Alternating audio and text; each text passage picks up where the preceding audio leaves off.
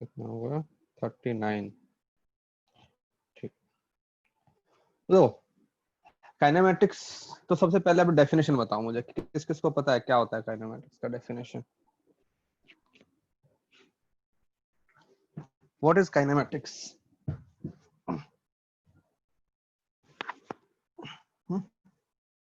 कौन बताएगा? Sir motion. Motion, okay.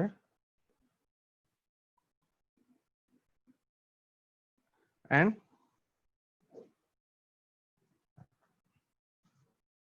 And बताओ बताओ। Or it's the motion without going into its causes. Yes. See, kinematics is basically study of motion. Okay, we are studying. So kinematics is study of motion. अब बोलोगे sir study of motion, तो we study in every chapter laws of motion में भी, centre of mass में भी, simple harmonic motion भी, then we will specify something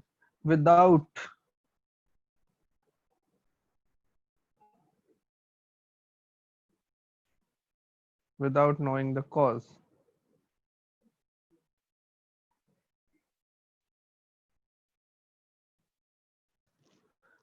okay जैसे तुमको बोला हुआ है कि एक पार्टिकल पहले x इक्वल टू 0 पे था, फिर x इक्वल टू 5 पे चला गया, तो हम कहेंगे ठीक है गया, we will not go into the reason कि वो कैसे गया, कौन लेके गया, how did it go, no no no, बस वो गया। ठीक है, तो let's start with few things, will come to the definition again. First thing that is we call position, position of an object।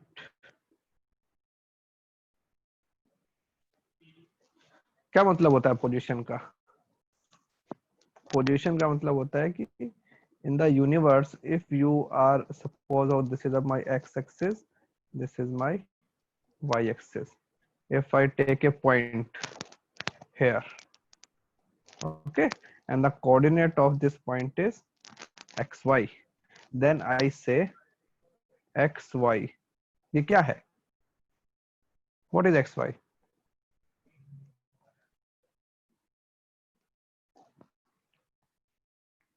Drisha, what is Yes. xy? What is Coordinate. xy? Coordinate. Coordinates you can say position, that how will you find? Suppose you want to give address of your home, so what do? You tell the house number, you tell the building name, you tell the sector, you tell the area. In my coordinate system, if I want to locate something, so I will say xy, matlab I will start from origin, I will go x along my x axis and y along y axis, then I will reach the point P. So this is basically address of point. ठीक है, and that address is called position. जैसे तुम भेजते हो ना कि अपना WhatsApp पे आजकल चलता है, लोकेशन सेंड करते हो, right? That location is your position and this is giving the exact coordinate, longitudinal and ये this all.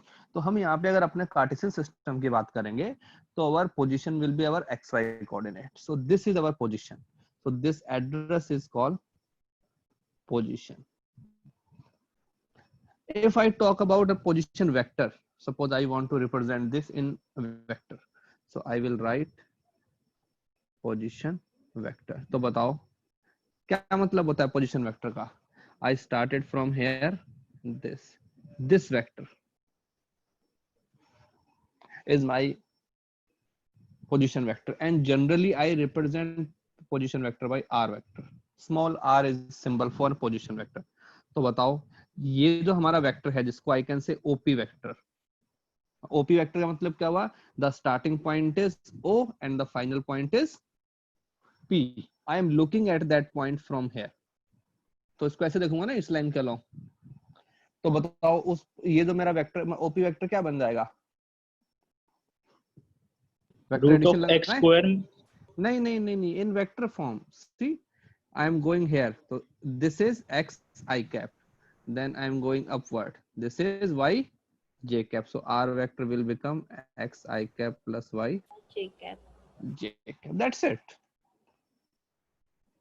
So I need to just put x I cap and j cap with x coordinate and y coordinate.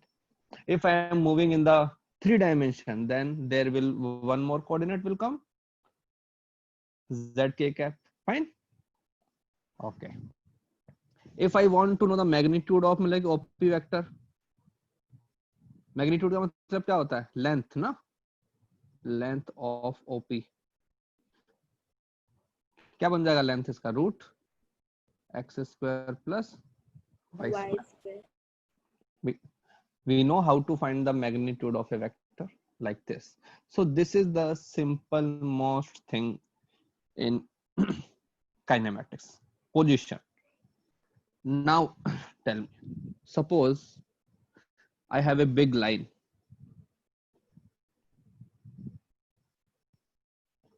Suppose this is my x-axis, this is my y-axis, and there is a truck. वो suppose ऐसे खड़ा हुआ है truck.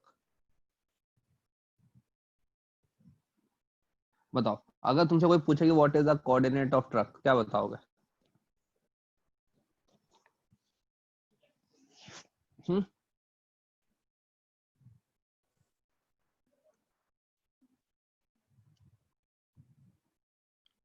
X and So Y. हाँ, but भाई x and y कौन सा x लोगे? ये वाला x लोगे, ये वाला x लोगे, ये वाला x, ये वाला x, ये वाला x, ये इसके अंदर तो इनफाइनाइट x है ना बेटा, और इनफाइनाइट इसके अंदर y है. ठीक है, तो इस टाइप के ऑब्जेक्ट को हम बोलते हैं extended object.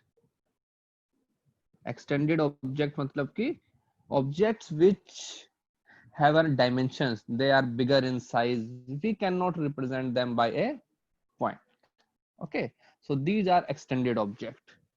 And if I take some object like this, ये एक मेरा ऑब्जेक्ट है, तो इसको हम क्या बोलते हैं?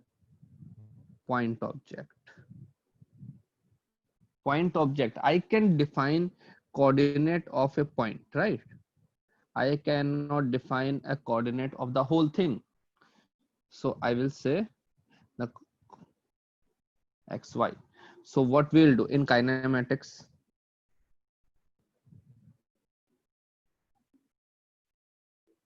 we will treat all objects as point objects. तो हम क्या करेंगे, इस पूरे ऑब्जेक्ट को एक सिंगल पॉइंट से ये कर देंगे, रिप्लेस कर देंगे.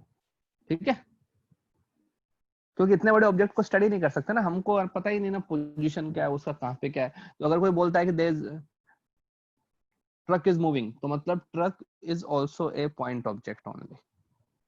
Okay, later on we will go into the extended object also, but as of now we will treat that all objects are my this. Fine. Clear a position?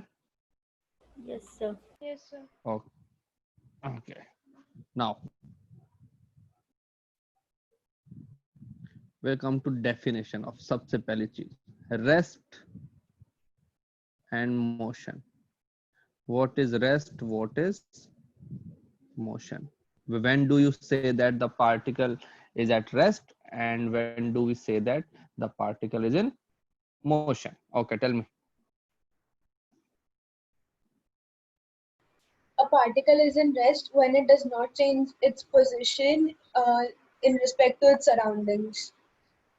Okay, and with respect to time, ab dekho. Yes. So this is very, if I want to check this, suppose I say rest, so I will make a very big definition. In that I will cover all the points. If a point does not change its position, okay, with respect to time in a given reference frame, then it is said to be at rest in that reference frame.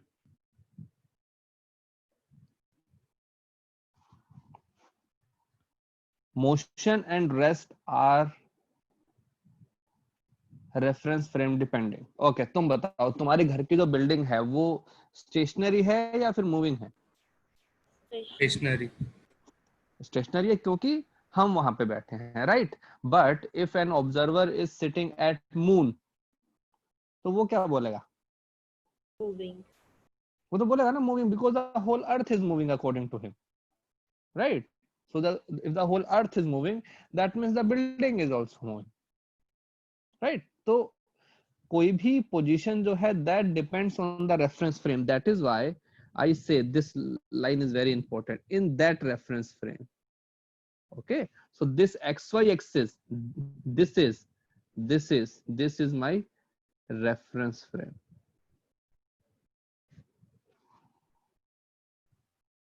Okay, और वैसे ही अगर मैं इसका वो बना दूं, इसका definition, motion का डेफिनेशन क्या बन जाएगा फिर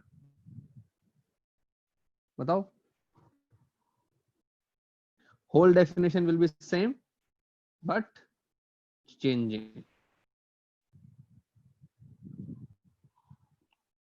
Fine. I will say if a point is changing its position with respect to time in a given reference frame, then it is said to be at motion in the given reference frame. Sir एक minute ऊपर scroll करो ना, एक second. कहाँ पे? हाँ, हाँ एक मिनट.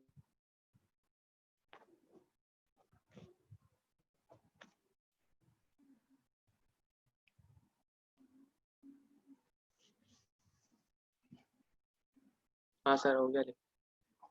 हो गया. ओके, अब देखो इसका एक सिंपल सा एग्जांपल देता हूं तुमको कि ये जो चीज है ना, रिलेटिव क्वांटिटी कैसे है. Suppose I have one axis here, this is my road suppose, ठीक है. One observer is here, this is observer one, ठीक है. And there is a car.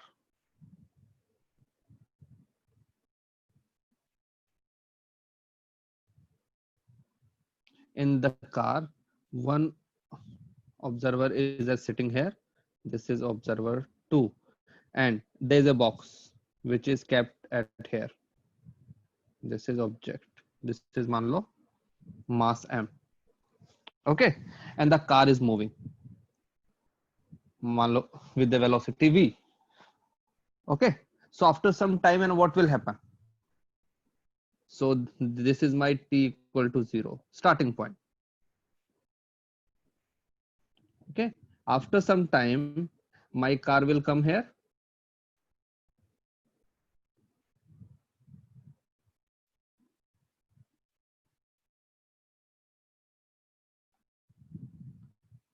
this is observer 2 and this is my mass. So if we see in reference frame of observer 1, बताओ observer जो 1 है वो क्या बोलेगा? Observer 1 के reference frame में position of observer 2 is changing और not? Changing. Yes, भाई पहले अगर if I see the position of observer 1 was here, okay, and now the observer, इसका जो है पोजीशन वो कहाँ पे है? यहाँ पे है, तो इनके बीच का डिस्टेंस ना बदल गया ना. तो ऑब्जर्वर 1 जो है वो क्या बोलेगा? ऑब्जर्वर 2 इज मूविंग, और and mass m is also moving, right. क्योंकि ऑब्जर्वर 1 के रेफरेंस फ्रेम में मास का जो कोऑर्डिनेट है उसका एक्स कोऑर्डिनेट बदल गया है ना. देखो पहले एक्स कोऑर्डिनेट यहाँ था, अब एक्स कोऑर्डिनेट वहां पे है. Okay, now if I see in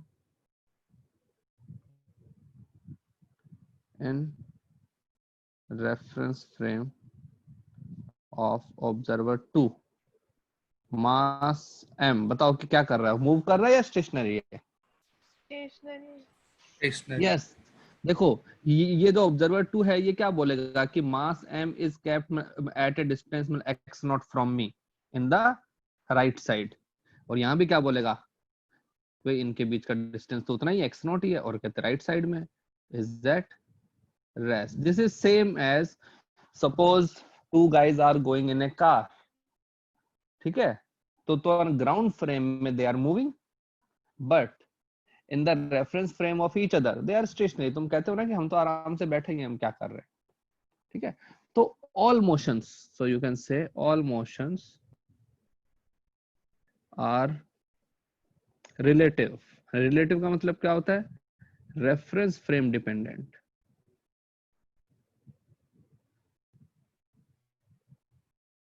reference frame पे डिपेंड करता है कि in which reference frame you are solving the question.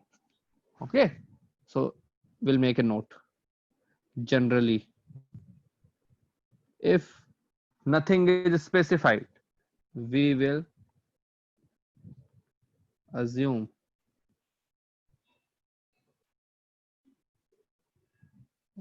earth to be at rest.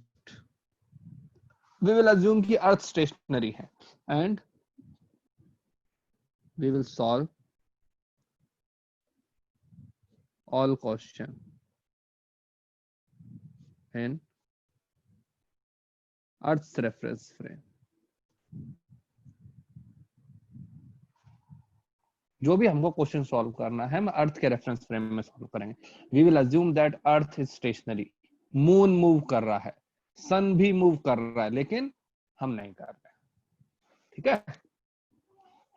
तो यू कैन से कि reference frame is very rigid kind of thing that it is not moving at all. Okay, clear? Yes, sir. So if I want to suppose, I'll take one example that suppose ये हमारे पास एक reference frame है, ठीक है, ये y axis, ये x axis, ये particle पहले यहाँ पे था, ठीक है, और वो फिर फाइनली यहाँ पे आ गया। तो ये उसके इनिशियल कोऑर्डिनेट, उसके इनिशियल कोऑर्डिनेट x1 y1, ये उसके फाइनल कोऑर्डिनेट x2 y2, ठीक है। तो देखो ये पार्टिकल का इनिशियल पोजीशन है, ये उसका फाइनल पोजीशन। तो तुम क्या बोलोगे? Particle is in motion because position is changing. Particle कहां से कहां गया? यहां से यहां गया, ठीक है। अगर इसको मैं वेक्टर फॉर्म में लिखना चाहूं तो कैसे लिखूंगा? ये है इसका इनिशियल अपना पोजीशन वेक्टर, ये वाला r1, ये हमारे पास में इनिशियल, ये हमारे पास में फाइनल वेक्टर r2, ठीक है, फाइन। अब मुझे बताओ डिस्प्लेसमेंट क्या होता है?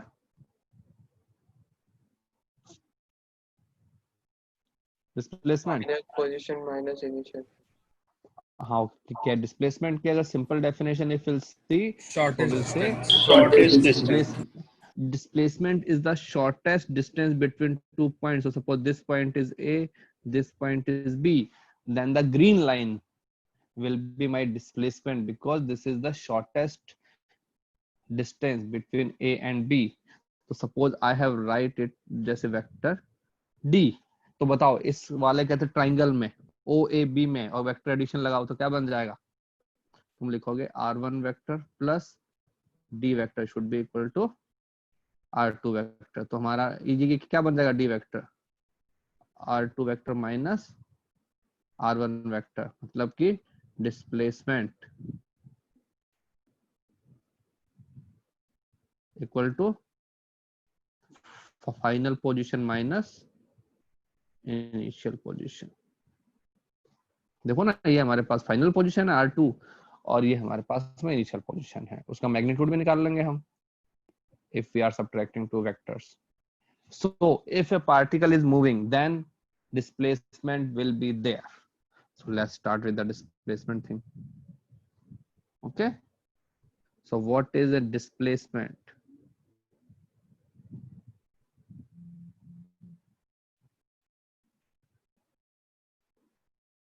हाँ, डेफिनेशन बताओ, क्या बोलोगे?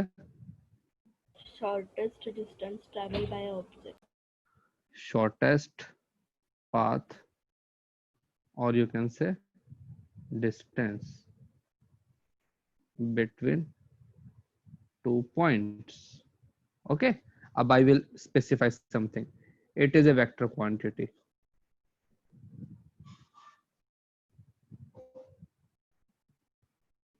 ओके ये हमारे पास वेक्टर क्वांटिटी है ना. देखो हमने मतलब कि ये लगाया, मैं एरो लगाया है, तो एक तो इसका मैग्नीट्यूड होगा, तो मैग्नीट्यूड तो क्या बन जाएगा? Magnitude will be length of line, जो भी तुम्हारे पास में लाइन है ना, ये वाला अपना ग्रीन वाला जो लाइन है, इसका लेंथ. एंड डायरेक्शन क्या बन जाएगा?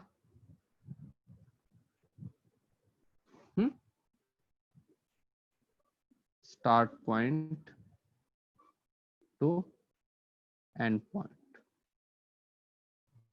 एरो. देखो ना, स्टार्टिंग पॉइंट से मैंने स्टार्ट किया एरो को, और कहां पे ले गए? अपने एंड पॉइंट की तरफ ले गए. तो ये जो वेक्टर है, ये हमारे पास में क्या ज्ञान डायरेक्शन आ गया है उसका. फाइन. यूनिट क्या होगा इसका?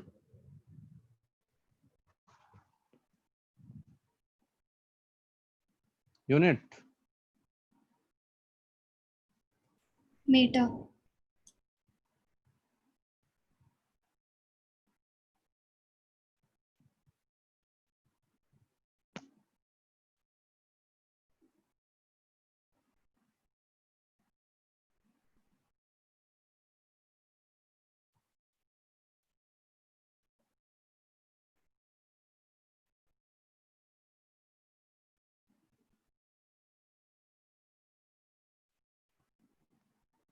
हाँ भाई, इसका यूनिट क्या होता है डिस्प्लेसमेंट का?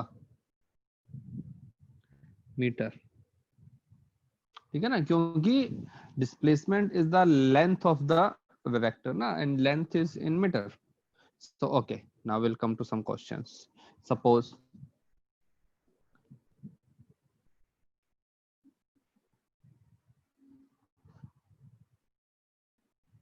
our like initial position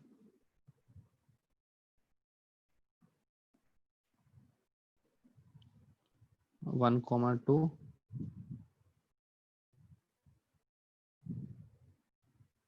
final position is (-1, 0). Find out displacement. बताओ क्या आएगा?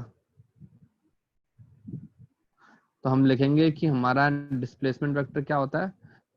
फाइनल पोजीशन माइनस अपना इनिशियल पोजीशन. तो फाइनल में से इनिशियल को सब्ट्रैक्ट करना है, तो क्या बन जाएगा? Final minus initial -2i cap -2j cap. ये हमारे पास में आ गया. इसका मैग्नीट्यूड 2√2. ठीक है ना, इजी है. हाँ भाई, Yes, sir. डाउट है किसी को कुछ? No, sir. Any doubts? Anyone? I think it's very easy thing.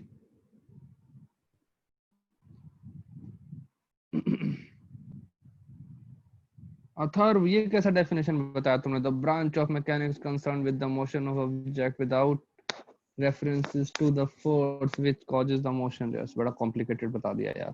वैसे इज गुड, इट्स राइट. ठीक है, अब देखो, फिर हमारे पास में एक चीज आती है डिस्टेंस. एक होता है डिस्प्लेसमेंट, एक होता है distance. Okay, now tell me what is the distance? Suppose a car is moving and तुम्हें बोलते हो ना कि इस कार ने इतना डिस्टेंस ट्रेवल किया है, तो डिस्टेंस का मीनिंग क्या हुआ? ट्रैवल, कितना ट्रैवल किया.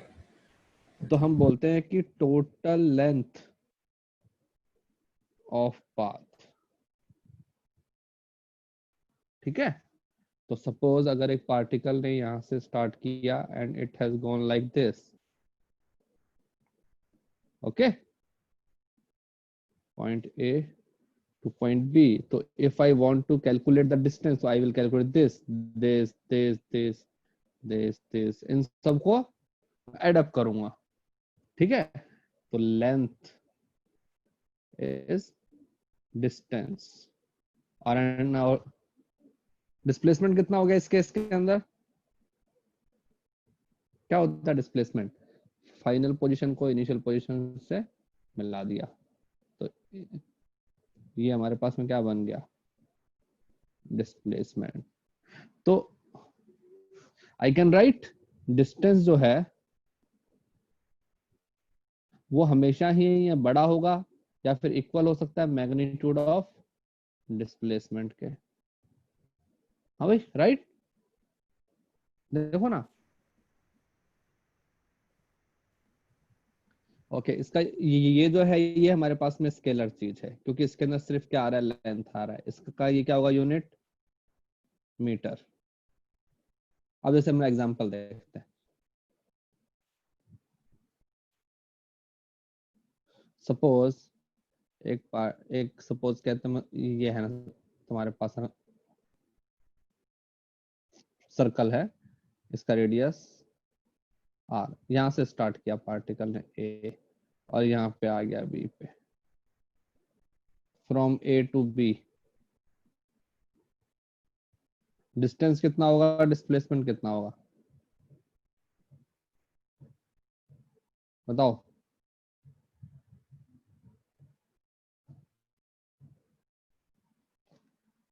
ए टू बी यहाँ पे जा रहा है, मतलब कि ये यहाँ की तरफ से, और कैसे गया? Distance is 2r। 2r? Sir किधर से जाना है? अरे सरकमफेरेंस पे जा रहा है। रिजल्टेंट होगा सर वो ट्रायंगल का। आंसर बताओ, आंसर बताओ।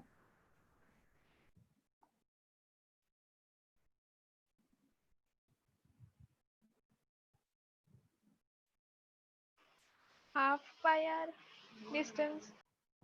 हाँ, सी डिस्टेंस का मतलब क्या होता है कि टोटल कितना पास तुमने ट्रेवल किया। तुम भाई यहाँ से निकले और ठीक है, और घूमते घूमते घूमते घूमते यहाँ पे आ गए, तो बताओ ना पॉइंट ए से लेकर बी तक हमारा कितना है? क्वार्टर ऑफ सर्कल है ना, तो वो हो जाएगा pi r by 2, because the whole circumference is 2 pi r and this is 1/4, so this is my distance. If I want to calculate the displacement, displacement क्या होता है? Final position minus initial position, उनको straight line में मिला दिया, √2r। √2r बन जाएगा। क्यों? देखो यहाँ से यहाँ का डिस्टेंस भी r, ये भी r, और इसके बीच का एंगल 90, ये क्या बन जाएगा? √2r, है ना? ठीक है। जैसे सपोज अगर तुमसे कोई पूछे कि a man walking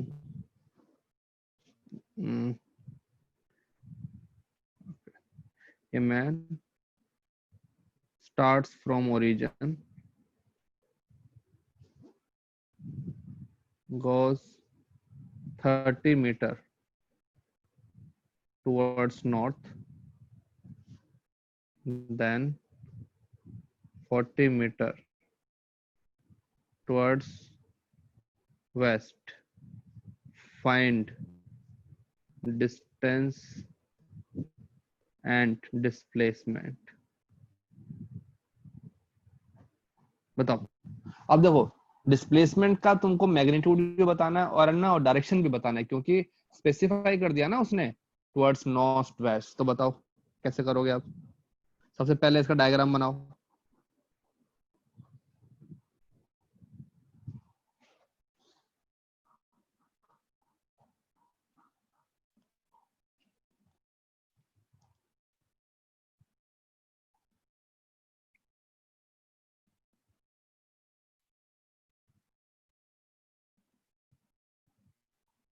Sir, distance 70 meter or displacement 50 meters. Yes, but in the displacement you have to specify the direction. You haven't specified the direction. So what we'll do, we'll make a diagram first. Okay, बताओ कहाँ पे लेना है north को? हाँ भाई, ऊपर। चलो ऊपर ले लो। तो ये बन गया नॉर्थ, ये साउथ, ये हमारे पास में ईस्ट, ये हमारे पास में वेस्ट। हमारे पार्टिकल ने यहाँ से स्टार्ट किया ओरिजिन से। So first it has gone 30 metre towards north, तो ये लो 30 मीटर टुवर्ड्स नॉर्थ, यहाँ पे आ गया, ठीक है 30 मीटर। फिर बाद में 40 मीटर वेस्ट, 40 मीटर वेस्ट, ठीक है ओके। तो यहाँ पे आ गया। तो पहले तो हमको क्या निकालना है, डिस्टेंस तो सिंपल सा ही हो जाएगा, distance is 30 plus 40 equal to 70 metre, खत्म। अब बात करते हैं डिस्प्लेसमेंट की, ठीक है।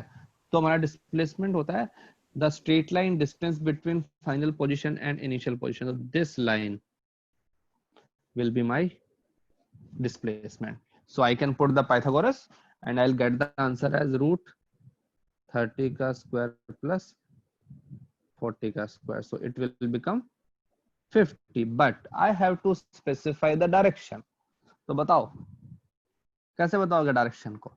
एंगल, तो ये जो एंगल है, ये एंगल सपोज अगर मैं बोलता हूँ थीटा, तो इस कहते हैं राइट एंगल ट्राइंगल में क्या बन जाएगा, tan थीटा इक्वल टू 40/30।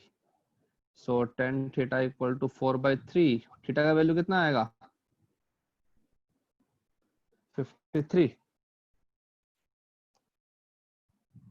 बताया हुआ है ना ट्राइंगल दैट एंड 3 4 5 वाला ट्राइंगल। हाँ हेलो, यस सर। तो देखो अब मुझे बताओ कि जो अपने ने थीटा की वैल्यू है वो हमारे पास में कितनी आ गई है, 53 डिग्री। तो अपने डायरेक्शन कैसे बताओगे? तो हम लिखेंगे कि जो हमारा डिस्प्लेसमेंट है,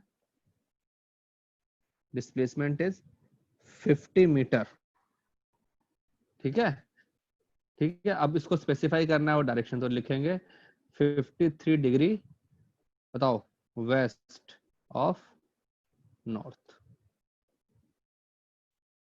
ये हमारा बन गया डायरेक्शन कि 53 डिग्री कहाँ की तरफ जाना है, वेस्ट की तरफ ऑफ नॉर्थ। तो नॉर्थ से 53 डिग्री वेस्ट की तरफ। नॉर्थ वेस्ट नहीं बोल सकते क्या? नहीं ना, वो तो उसके लिए अपना इक्वल एंगल होना चाहिए ना, 45 डिग्री होना चाहिए। हाँ तो यहाँ तो 45 नहीं है ना भाई, उसका मतलब क्या होता है, इक्वल होता है ना। तो जैसे कि ये लाइन है, ये लाइन अगर इसका एंगल यहाँ से 45 बन रहा है तो इधर से 45 बनेगा, इसलिए इसको बोलते हैं नॉर्थ ईस्ट, ठीक है। लेकिन यहाँ तो हमारा 45 नहीं है ना, तो हमको एंगल स्पेसिफाई करना पड़ेगा। क्लियर? Yes, sir. चल आगे आते हैं। तो ऐसे ही हम कंपेयर करते हैं डिस्टेंस, और जो डिस्टेंस होती है उसको हम देखते हैं। आगे आते हैं, ऐसे और क्वेश्चन करते हैं। ये बहुत मतलब इंपॉर्टेंट चीज आनी चाहिए, इसके अंदर ही लोग बहुत मिस्टेक कर देते हैं। सपोज हमारे पास में एक स्क्वायर है, इसकी साइड है L,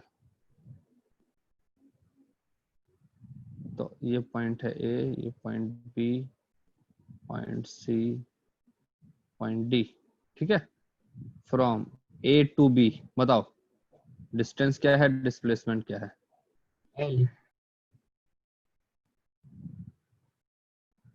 तो देखो पार्टिकल ने यहां से स्टार्ट किया, यहाँ पे गया, है ना। तो हमारे पास क्या बन जाएगा, डिस्टेंस भी L और हमारा डिस्प्लेसमेंट भी L। तो इस केस में कितने आ गए, इक्वल। तो इक्वल कब आएंगे डिस्टेंस और displacement, in straight line.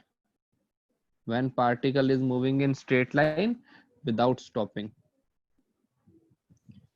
Sir हाँ बेटा, ऑफ 30 स्क्वायर प्लस 40 स्क्वायर आपको 50 कैसे आया? बेटा ये तो बड़ा हैवी क्वेश्चन है, तो सॉल्व करते हैं। और 30 का स्क्वायर कितना होता है? 900 है ना, और 40 का स्क्वायर 1600. ओके। अब ये हमारे पास में कितना बन गया? 2500। इसको ऐसा ले सकता हूँ, √25 √100, इसका √5, इसका √10। ठीक,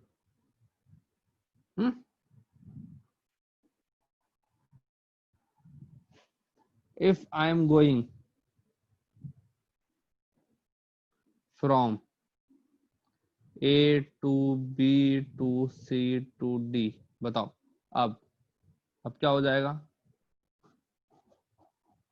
डिस्टेंस कितना हो गया? 4L। 3L। अबे A से B गया, B से C गया, C से D गया, 3L ही तो हुआ। Displacement final position minus initial position L। और अगर वो वापस मैं उसी पॉइंट पे आ गया जहां से मैंने स्टार्ट किया, तो if we सर डिस्प्लेसमेंट 0 होगा। Displacement Yes. 0 और distance 4L. हाँ, if we come back to initial point, okay, that means displacement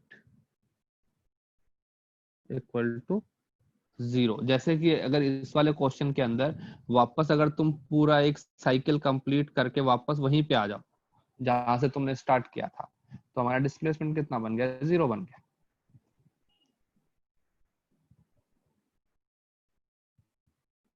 ठीक है, तो ये हमारे पास में सबसे छोटी चीज थी इसकी। तो सबसे पहले we start with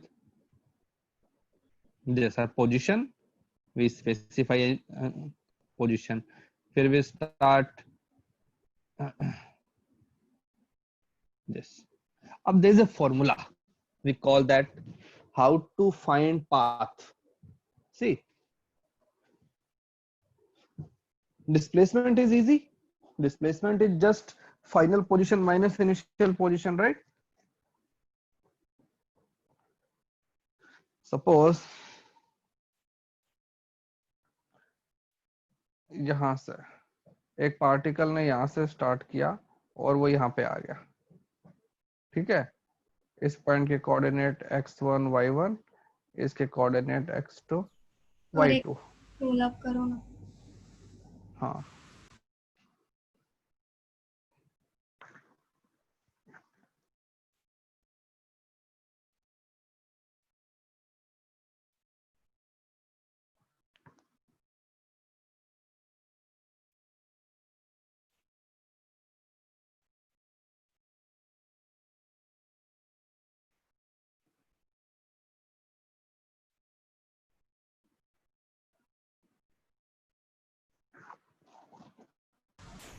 done sir.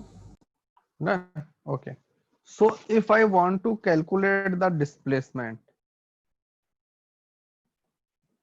तो it is very easy ना भाई। तुम लिखोगे x2 minus x1 i cap plus y2 minus y1 j cap, and उसका मैग्नीट्यूड क्या बन जाएगा फिर?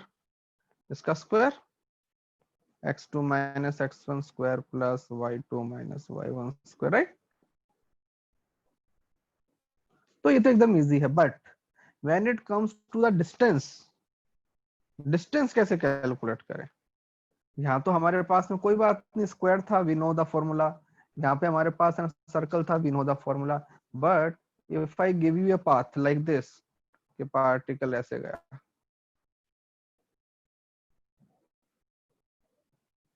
Okay, now tell me how will you find the path length किसी भी रैंडम पाथ के लिए?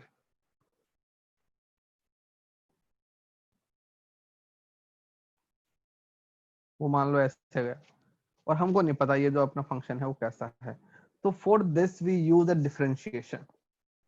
Remember differentiation? Suppose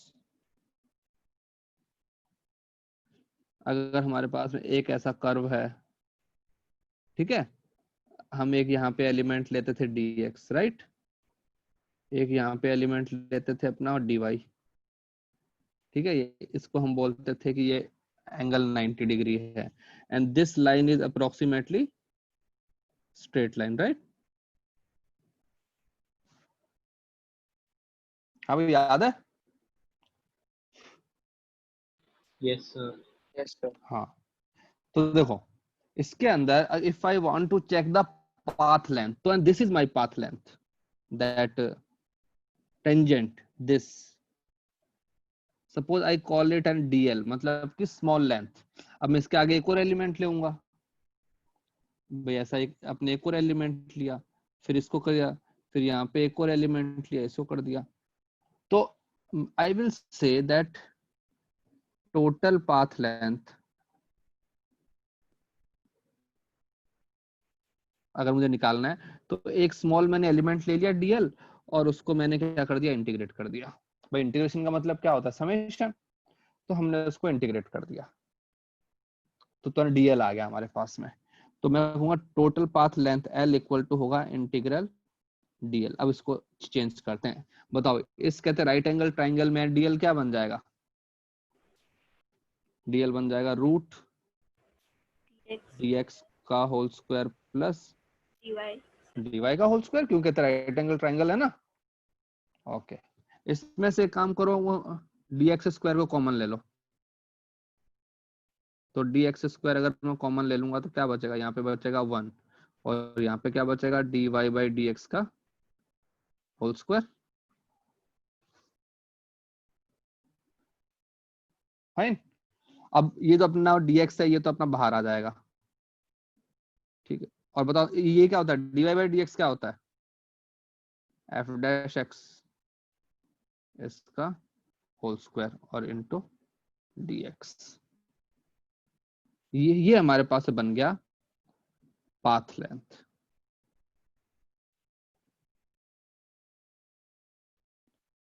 इसके ऊपर क्वेश्चन लाइफ में कभी नहीं आएगा, बस हमको ना पता होना चाहिए कि पाथ लेंथ हम ऐसे निकालते हैं, दैट्स इट। क्योंकि इसके अंदर जो इंटीग्रेशन बनेगा वो जो है वो हमेशा ही it's will be very complicated, वो इतना आसान होगा ही नहीं कि हम उसको थोड़ा इजीली सॉल्व कर पाए। तो हमको याद होना चाहिए बस कि अगर मुझे पाथ लेंथ निकालना है तो सिंपली मुझे क्या करना पड़ेगा, root 1 plus F dash x जो है उसका स्क्वायर और उसका इंटीग्रेशन करना है बस। तो बस फॉर्मूला आना चाहिए, इसका एप्लीकेशन तुमको लाइफ में कभी नहीं आएगा। चलो इसको एक बार लिख लो इसको। तो देखो ना हमारे पास है ना, वेक्टर भी काम में आ रहा है और कैलकुलस भी काम में आ रहा है, स्लोली स्लोली सब कुछ काम में आएगा हमारे पास।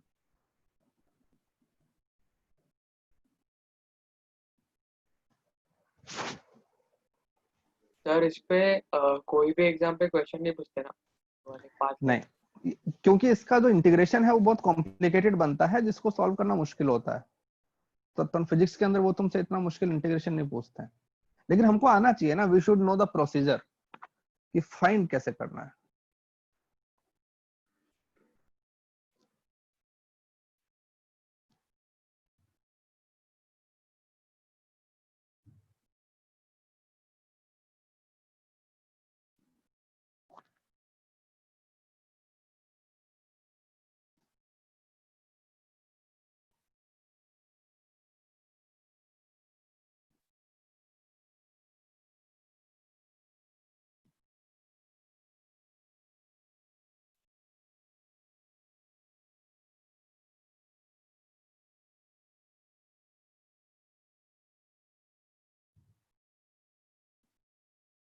हो गया?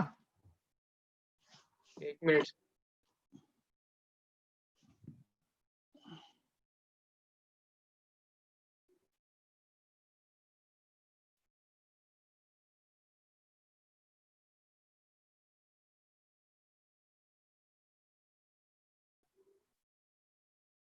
हाँ सर।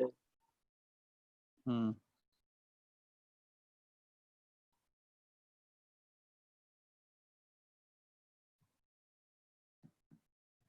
देखो, फिर हमारे पास में इससे जो हायर लेवल स्टेप आता है जिसको हम बोलते हैं स्पीड और वेलोसिटी।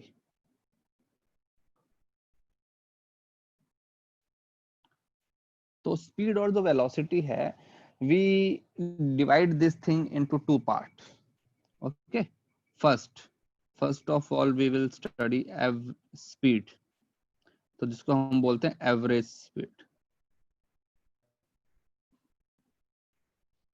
एवरेज स्पीड का मतलब होता है कि suppose A car is moving और समथिंग, तो हम इसको ऐसे लिखते हैं कि एवरेज स्पीड, क्या फॉर्मूला होता है स्पीड का? Total distance upon time taken. Yes yes, तो हम बोलते हैं कि टोटल डिस्टेंस ट्रेवल, कि पार्टिकल ने कितना डिस्टेंस ट्रेवल किया है अपॉन टोटल टाइम, उतने डिस्टेंस को ट्रेवल करने में कितना टाइम उसको लगा है। ठीक है, तो सपोज इफ आई से कि दिस इज, मान लो Mumbai and this is Pune, the distance is 220 kilometers. I started at 1 o'clock and I reached there by 3 o'clock. ठीक है, तो if I ask you what is my average speed, तो average speed will become total distance is what, 220, and कितना time लगा, 2 hours, तो कितना बन जाएगा 1 किलोमीटर पर आवर। देखो, एवरेज का मतलब ये होता है कि हमको नहीं पता कि तुम्हारे उसमें क्या चल रहा है, तुमने रास्ते में स्लो भी किया होगा, फास्ट भी किया होगा, ब्रेक भी लिया होगा। We don't have to worry about that. Average means if I move with this constant amount, I will travel the same amount of distance in the same time.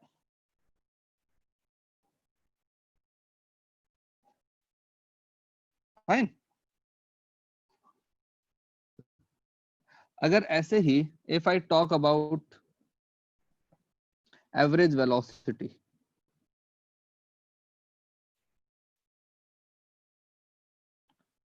तो एवरेज जो अपना velocity है, velocity is the vector quantity, right? तो average velocity बन जाता है total displacement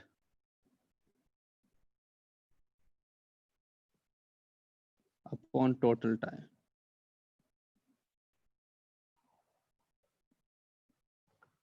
ठीक है, if we are moving in the straight line, then the distance and that displacement is same. So suppose I started from here, this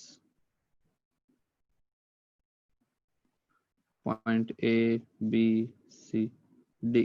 Suppose this distance is x, this is also x. Suppose there is a square. I started from here, this was 12 o'clock, this is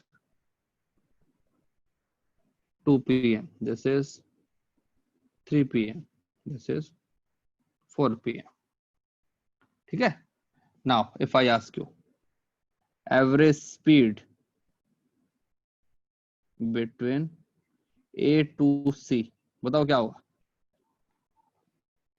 average speed between A to C, speed पूछा है, तो speed में क्या आता है?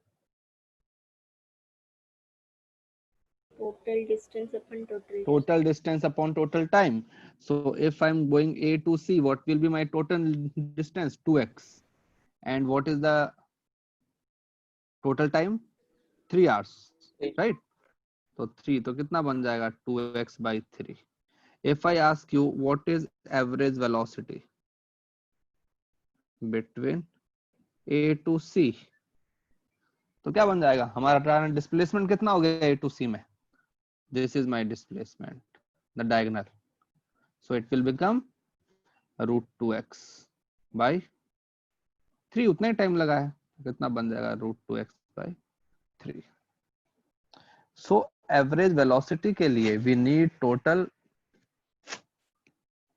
displacement, average speed के लिए we need total, क्या बोल गया यार, हाँ, speed के लिए we need a distance, and for velocity we need total and displacement. Okay अब देखो इसके ऊपर जो क्वेश्चन आते हैं वो किस टाइप से आते हैं बताता हूँ। जैसे will take few questions.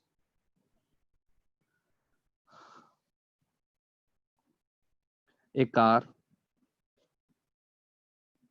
goes from A to B and come back.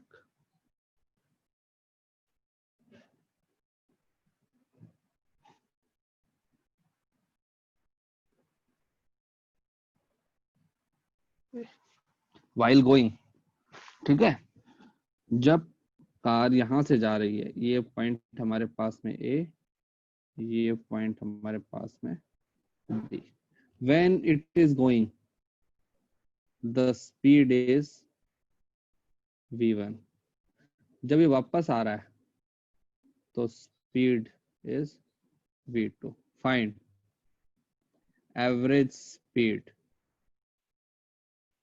during one round trip. बताओ एक राउंड ट्रिप के अंदर what is the average speed and what is the average velocity. Okay, average and velocity कितना होगा? 0. 0.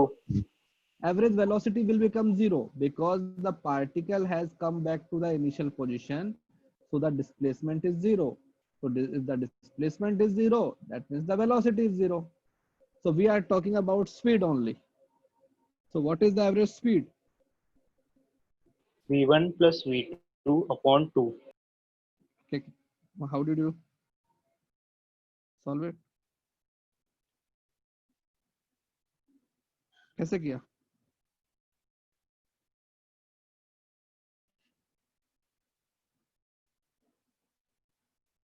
Sir average speed के लिए time चाहिए ना, टाइम हाँ टोटल टाइम कितना है? हाँ तो अपने आप फाइंड आउट करो कितना टाइम है। सर आपने क्या लिखा है? Find average speed during one round trip. Round trip मतलब कि तुमको जाना है और वापस आना है ना।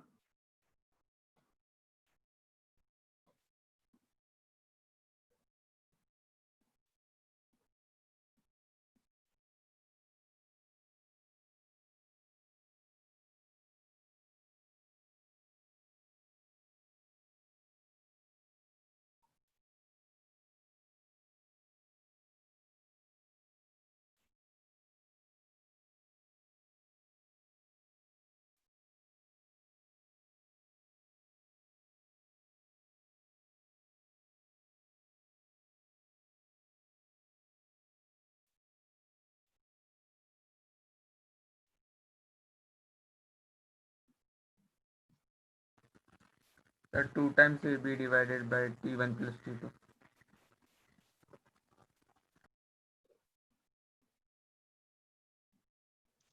क्या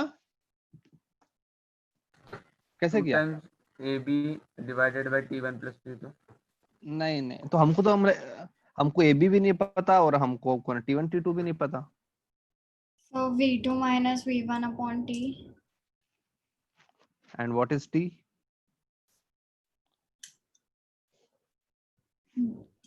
What is T? Oh, पता नहीं. So see, how do we solve this question? If we don't know something, let's assume. So suppose I started from here and go A, B. Suppose the distance between A and B is D. Okay. When I'm going, my speed is V1. So tell me, how much time I will take to reach B? So I will say onwards journey. Onwards journey. तो क्या बन जाएगा? Time क्या होता है? Distance upon speed होता है ना, वही हमको पता है ना। डिस्टेंस इक्वल टू क्या होता है? वेलोसिटी इनटू टाइम, और यू कैन से स्पीड इनटू टाइम। तो यहाँ पे हमको कोई डिस्टेंस पता है, ये पता है। सपोज यहाँ पे जाने में टाइम लगता है T1, तो हमारे पास कितना हो जाएगा T1? D upon V1, right? हाँ भाई, हाँ sir. फिर हम आते वापस आ रहे हैं, रिटर्न। तो when I am coming back, हमको कितना डिस्टेंस के लिए ट्रेवल करना है? और उतना ही तो करना है, डी तो करना है। सपोज इस टाइम हमारा स्पीड कितना है v2, तो हमको कितना टाइम लगेगा t2, तो उस टाइम पे कितना टाइम लगेगा t2 अपना डिस्टेंस अपॉन v2। तो अब बताओ तुमने टोटल कितना डिस्टेंस ट्रेवल किया और टोटल कितना टाइम लगा। तो मैंने निकाला एवरेज स्पीड, कितना डिस्टेंस ट्रेवल किया, जाते टाइम d और आते टाइम d, तो कितना हो गया 2d। और कितना टाइम लगा, जाते टाइम तुमको टाइम लगा d अपॉन v1, आते टाइम लगा d अपॉन v2।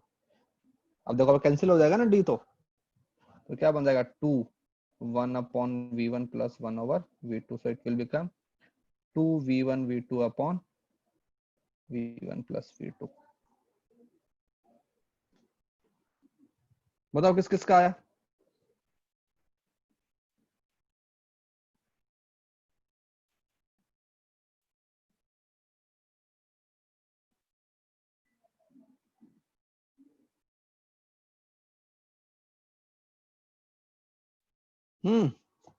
किस किस का आया, कहाँ पे है?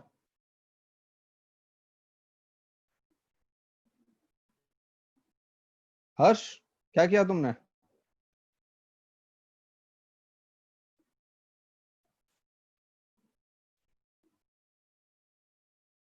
सार्थक,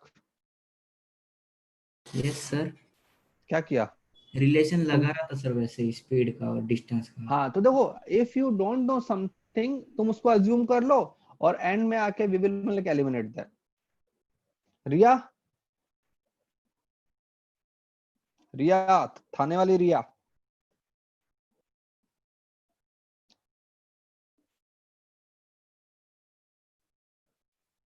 बोलो। ओके, सीवुड वाली रिया,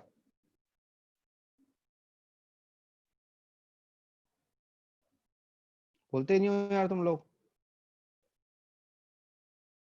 हम्म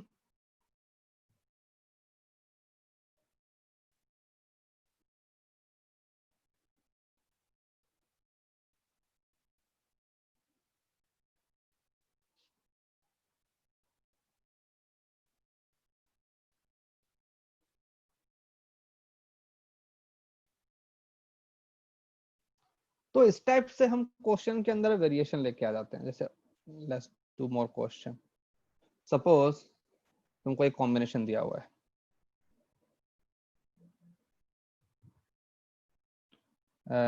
ए बस,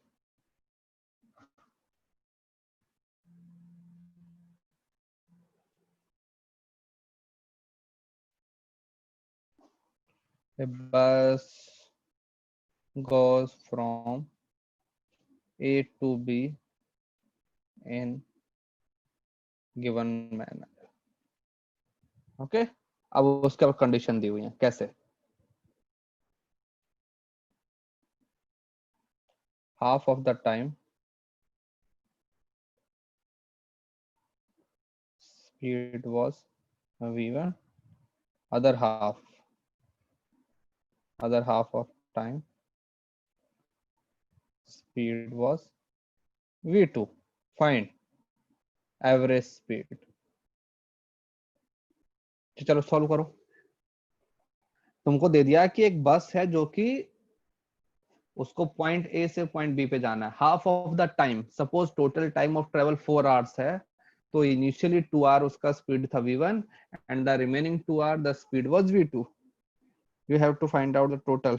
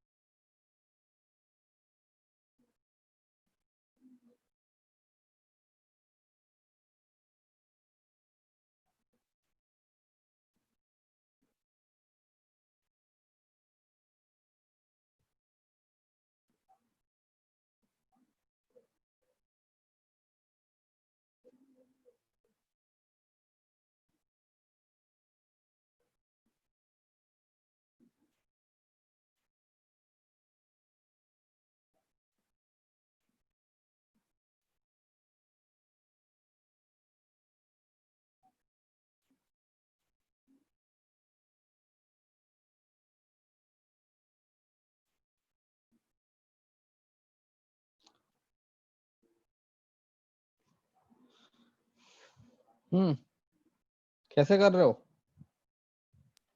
सर पहले टाइम टी एज्यूम किया, फिर उसको हाफ किया, हाफ ठीक, यस किए। यस, हाँ राइट राइट राइट, करो करो।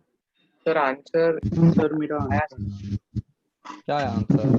v1t plus v2t upon 2t। तो एलिमिनेट करो, मतलब कि क्यों भाई, हमारे आंसर में v1 v2 ही आने चाहिए ना, और चीजें नहीं आनी चाहिए। हाँ sir, v1 upon v2, v1 plus v2 upon 2। हाँ सही, मेरा भी यही आया सर। गुड। देखो व्हाट विल डू, हमको कुछ नहीं पता ना, हम ये कर लेंगे। ये लो, ये पॉइंट ए, ये पॉइंट बी। क्या बोला गया? Half of the time. Suppose total जो टाइम है वो हमको लगा कैपिटल टी टाइम, तो उसको हाफ करते हैं, तो अपना t/2 t/2। इस वाले इंटरवल में स्पीड कितनी है? v1। इस वाले इंटरवल में स्पीड कितनी है? v2। तो देखो, तो ये यहाँ से यहाँ का डिस्टेंस हमारे पास में कितना बन जाएगा? स्पीड इनटू टाइम, सो v1 t/2। यहाँ से यहाँ का डिस्टेंस कितना बन जाएगा? v2 t/2। Now will apply average speed. देखो या तो एवरेज स्पीड बोल दो या वेलोसिटी बोल दो, क्योंकि यहाँ तो एक ही बात है, क्योंकि एक ही लाइन में जा रहे हैं ना, डिस्टेंस इक्वल टू डिस्प्लेसमेंट है।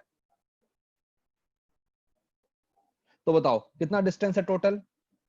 v1 t/2 plus v2 t/2, और टोटल कितना टाइम है? t, तो कैंसिल हो जाएगा t, तो ये बन जाएगा v1 प्लस v2/2।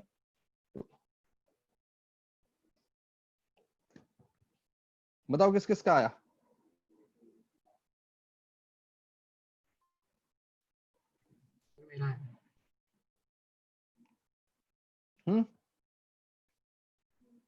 किस किसने सॉल्व किया मेरा भाई? आया। तुम्हारा आया, गुड। मेरा और बाकी लोग? दृशा ये क्या आंसर आया तुम्हारा? v1 प्लस v2 हाँ बाई सर, v1 इंटू पहले v2। गलत किया था, फिर बाद में सही किया उसको। हाँ गुड, ओके। रिया कहाँ पे है? रिया, माइक ऑन करो। हाँ सर। क्या हुआ? जब मैंने तुमको लास्ट टाइम बोला तुमने माइक ऑन क्यों नहीं किया?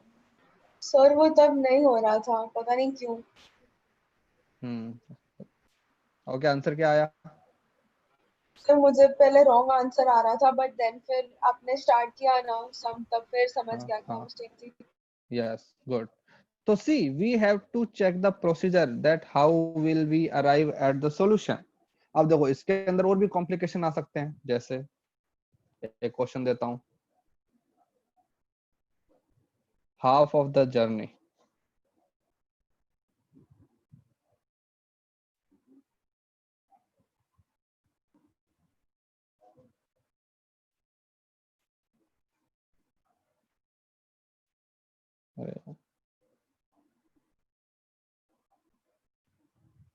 half of the journey traveled with speed v1। Half of the journey, इसका मतलब क्या हुआ? मतलब कि हमने हाफ किसको किया? डिस्टेंस को या फिर कहते टाइम को? सर डिस्टेंस को हाफ किया। डिस्टेंस, ओके भाई, याद होना चाहिए ना भाई। हाफ ऑफ द जर्नी का मतलब क्या होता है कि आधा डिस्टेंस हो गया। तो बोला गया है कि half of the journey travel with speed v1, okay, in remaining time. अब मैंने हाफ किसको कर दिया? टाइम को। In the remaining time, half of the time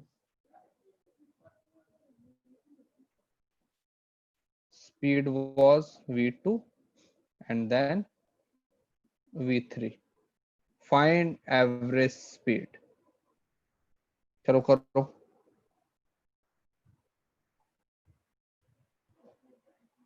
तो हमको एक स्ट्रेट लाइन है ना बनानी है, और उसी के बेसिस पे सॉल्व करना है। तुमको दिया हो गया कि a particle started from point A and it has to go to point B। half of the journey was traveled with speed v1 and in the remaining time, we are not talking about the remaining of distance, in the remaining journey में जो भी time लगा उसके half of the time your speed was v2, and in the remaining half time the speed was v3. Then what is the average speed throughout the journey?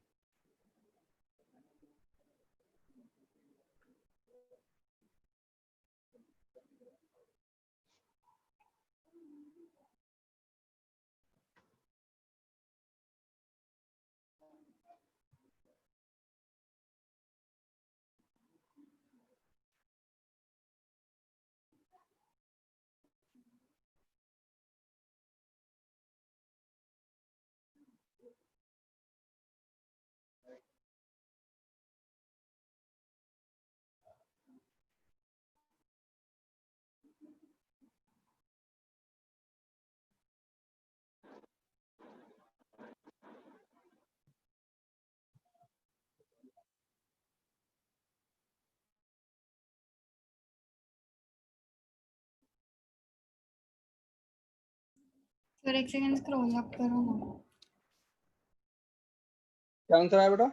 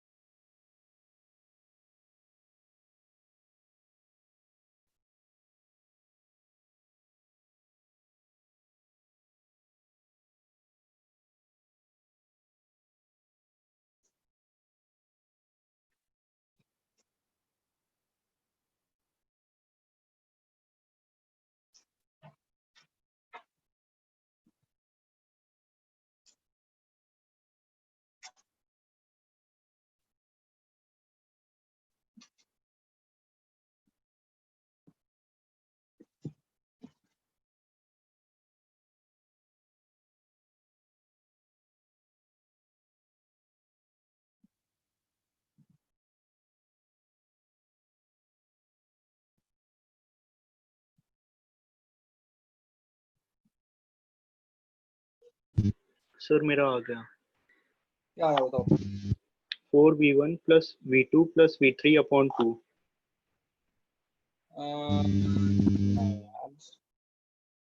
No, ऐसा answer नहीं आएगा. Okay, और किसी का?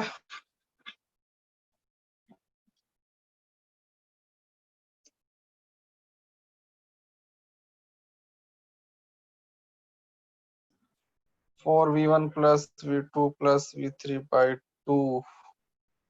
नहीं नहीं नहीं नहीं, ये नहीं आना चाहिए यार. ओके, और कोई बताओ. चेक करो फिर से बेटा, कहाँ मिस्टेक कर रहे हो.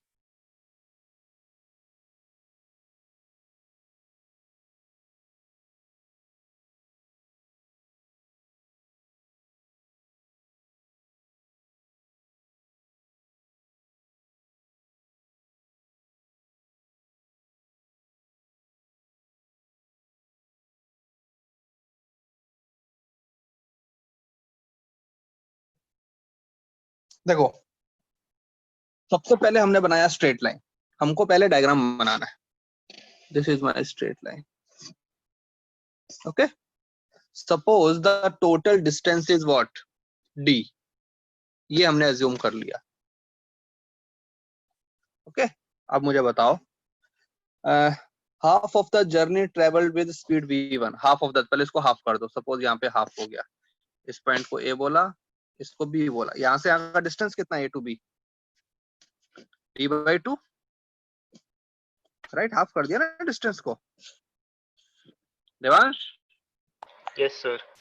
ओके, इस वाले इंटरवल में स्पीड कितना है उसका? v1. तो बताओ यहां से यहां तक उसको कितना वो लगेगा time? a to b time. Suppose उसको मैंने बोल दिया t, स्मॉल t बोल दिया. तो स्मॉल t की वैल्यू कितनी हो जाएगी? डिस्टेंस अपॉन स्पीड होता है ना टाइम. तो d/2v1. राइट. अब तो ये मैं हाफ को हमने सॉल्व कर लिया. अब क्या बोल रहा है? In the remaining time, half of the time. अब सपोज मैंने अज्यूम किया कि यहां से लेकर यहां तक जो लगने वाला टाइम है उसको मैंने क्या बोल दिया? Capital T. अब मुझे इसको हाफ करना है टाइम को. तो सपोज हाफ कर दिया. तो यहाँ से यहाँ तक का कितना टाइम हो गया? t/2. यहाँ से यहाँ तक का टाइम कितना हो गया? t/2. इस वाले इंटरवल में स्पीड कितना है? v2. इस वाले इंटरवल में स्पीड कितना है v3, और यहां से यहां तक का वो कितना है, डिस्टेंस कितना है टोटल, d/2 है ना, क्योंकि हाफ तो ट्रेवल हो चुका है। तो क्या लिखूंगा, v2 into t/2 plus v3 into t/2 should be equal to क्या होना चाहिए, d/2 होना चाहिए। अब एग्रीड। अब देखो, अब हम लगाते हैं फॉर्मूला, एवरेज स्पीड। क्या फॉर्मूला होता है एवरेज स्पीड का, total distance upon total time. हमारा टोटल डिस्टेंस कितना है d, और टोटल हमको कितना टाइम लगा है, small t plus capital T। देखो ना भाई, हमने में हाफ हाफ कर लिया था ना। अब यहाँ पे रिप्लेस कर देते हैं,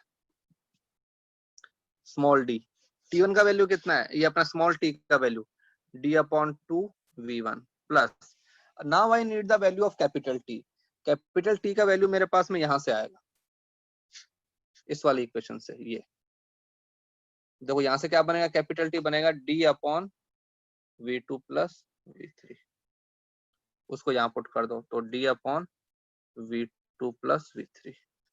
so दिस विल, ये अपना कैंसिल हो जाएगा, तो 1/1/2 v1 plus 1/v2 plus v3, so it will become 2v1 v2 plus v3 upon v2 plus v3 plus 2v1, यह आंसर आएगा।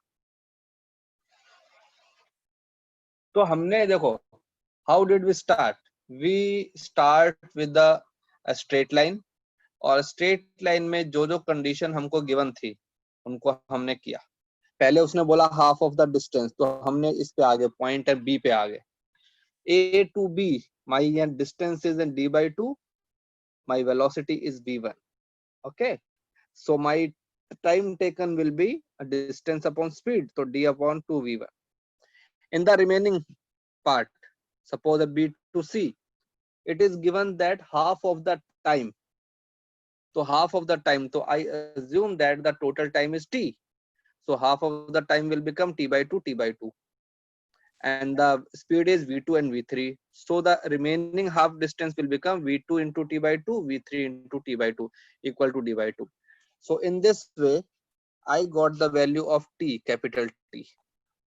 now I know that average speed is total distance upon total time। now I have put the values, fine। Avi? Everyone? Yes, sir. Okay, so Yes, sir. ऐसा होता है, कभी कभी complicated question आता है, so you have to make the diagram very smoothly, एकदम। हमारी जो calculation is not the difficult part, calculation is very easy, simply velocity into time equal to distance होता है, but we have to assume things, we have to eliminate things, that is the tricky part, okay। हाँ, किसी को कुछ पूछना है, anyone?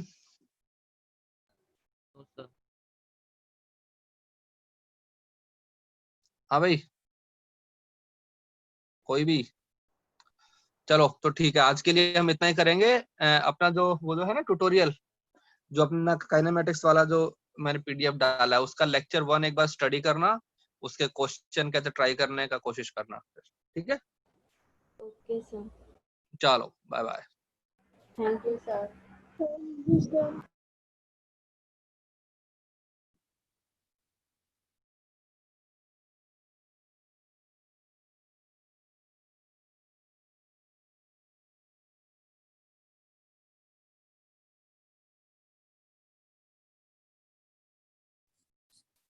So students, आपका अभी physics lecture over हो गया।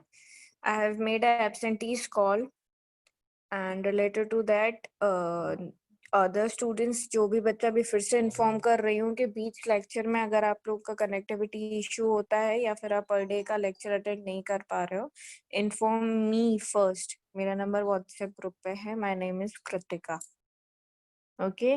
Any other issues related to academics, just call me। And अब बच्चा आप लोग का नेक्स्ट लेक्चर जो है वह 12:30 स्टार्ट होगा, so 12:25 I will take your attendance, and in between also I am taking attendance. with the same procedure like what we have done till now. और बच्चा अगर जो भी बीच में मिस होता है तो मैं उसको कॉल करके फिर या फिर पेरेंट्स, अभी तो मैं स्टूडेंट्स को कॉल कर रही हूँ. If there will be any other continuity then I will call parents also.